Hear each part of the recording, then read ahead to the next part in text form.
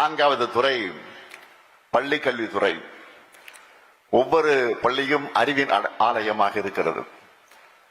இடைநேற்றல் இல்லா கல்வி கனவு 2030, இதன் மூலம் ஒவ்வொரு குழந்தையும் பள்ளியிலே சேர்ந்து வெற்றியுடன் வெளியேறும் நிலையை உருவாக்குவோம். அனைத்து அரசு மற்றும் அரசு உதவி பெறக்கூடிய பள்ளிகளையும் 2030க்குள்ள 100 விழுக்காடு ஸ்மார்ட் கிளாஸ் ரூம் அமைக்கப்படும். 300க்கும் மேற்பட்ட நூலகங்கள், லைப்ரரி 5.0 என்ற புரட்சிகர நவீன அறிவு கோட்டைகளாக மலரும். முக்கியமாக 1000 மாடல் ஸ்கூல்ஸ் வெற்றி பள்ளிகள் திட்டம் மூலம் விரிவுபடுத்தப்படும்.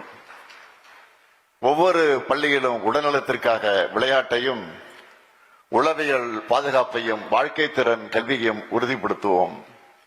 ஐந்தாவது உயர்கல்வித்துறை. உயர்கல்வி நிறுவனங்கள் மாணவர்களுடைய மொத்த ஆளுமையை வளர்க்கக்கூடிய மையங்கள். அதன் மூலமாக நான் முதல்வன் 2.0 மூலம் கூடுதல் திறன் பயிற்சிகள் வழங்கப்பட்டு உலக அளவில் நம் இளைஞர்கள் போட்டி போட வழிவகுக்கப்படும். 2030ஆம் ஆண்டிற்குள்ளாக உயர்கல்வியில் மொத்த சேர்க்கை விகிதம் 90 விழுக்காட்டு எட்டும் வகையில் நிறுவன கட்டமைப்பு விரிவாக்கப்படும்.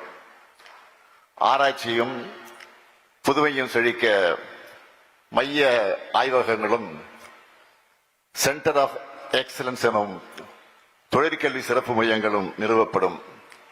செயற்கை நுண்ணறிவு AI கல்வியுடன் இணைக்கப்படும்.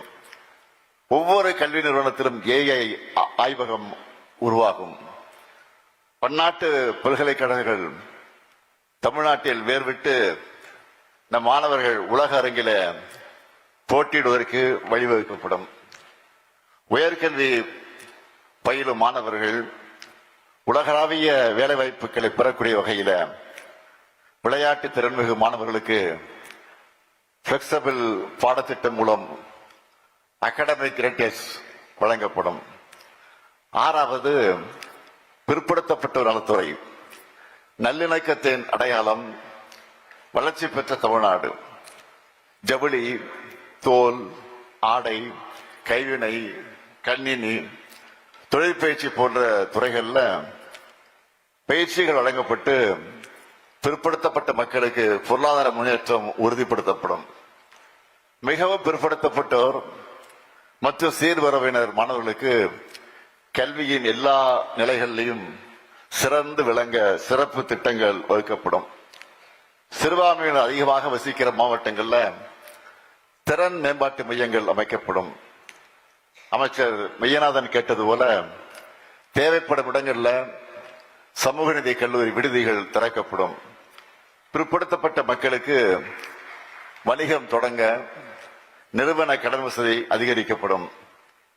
சிறுபான்மை சமூகத்தினர் வணிகம் மற்றும் தொழில் தொடங்க கடன் பெறும் நடைமுறைகள் எளிமைப்படுத்தப்படும்.